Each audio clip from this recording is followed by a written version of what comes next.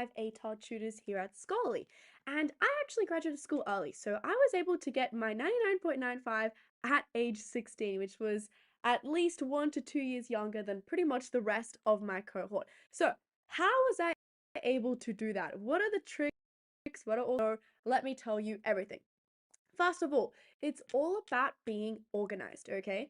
As I'm sure a lot of you already know, year 12 is a very busy year, and you've probably already seen that younger years also get quite busy quite fast. Being organized is really important. I had a calendar of everything I had to do. I knew exactly what tasks I wanted to complete each day. I was able to block out specific times of the day and assign them to specific tasks. So I was actually ensuring that I wasn't procrastinating. Quite simply, you don't have the time to procrastinate in year 12 if you want to do really well. And I know that procrastination is something that we all fall into. So I found the most effective way to avoid that is to set myself strict time blocks and stick to those blocks. That just didn't leave me any room to procrastinate. Now, the thing is consistency, and this is particularly something that I try to instill in my students at Scholarly as well, because I teach mostly year 3, year 4, year 5, younger kids, right? And you might be thinking, how can you prepare them for year 12?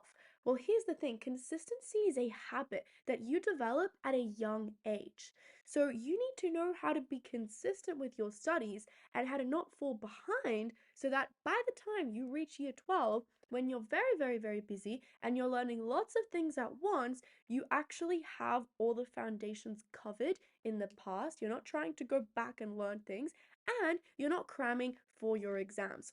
Yes, you can do well with cramming, but I don't think a 99.95 is possible with cramming for every single subject. Definitely not in my eyes, at least.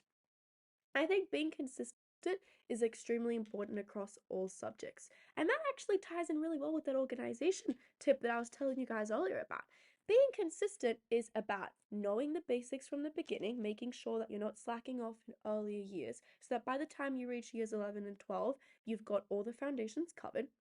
Second of all, it means that as soon as I've learned something in class at school, I'm going home, I'm writing that down in my notes, I'm doing some questions to practice it, and if something didn't make sense, I'm asking my teacher the next lesson. I'm not asking my teacher the day before the exam and I'm panicking trying to learn everything. That's not possible, especially given the amount of content you're going to have in year 12, the amount of different types of problems you're going to have to be able to solve. There's just too much to handle, and particularly for a lot of 99.95ers, they take quite a few subjects. I took quite a lot of subjects as well, which only adds to the workload. So consistency, I would say, is extremely important. And another thing that I've found that really helped me is actually learning what motivates. Now, motivation will look different for different people, but for me, I found that there are two types of motivation that I needed to master, and that was intrinsic motivation and extrinsic motivation.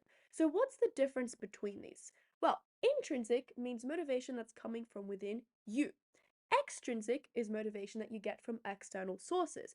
And I've found that a lot of students tend to rely on extrinsic motivation, for example, pressure from parents to get to whatever they want to get to. As you already know, that motivation not only fades away very quickly, but also can manifest into extreme stress and anxiety. And that is not what you want going into year 12. Especially before exams, you want to be calm, you want to be collected, you want to feel like you are ready to ace that exam. So, having all this pressure and stress is not going to help you. Instead, the most important source of motivation for myself was actually me. I knew what goals I wanted. I knew that I wanted to get the 99.95 ATAR. I knew that I had worked very hard for it throughout my whole schooling career. I knew that my parents had made lots of sacrifices for me to get to this point. I knew that I wanted to do medicine after school as well. So I knew that I needed to get a 99.95 to get in anyway.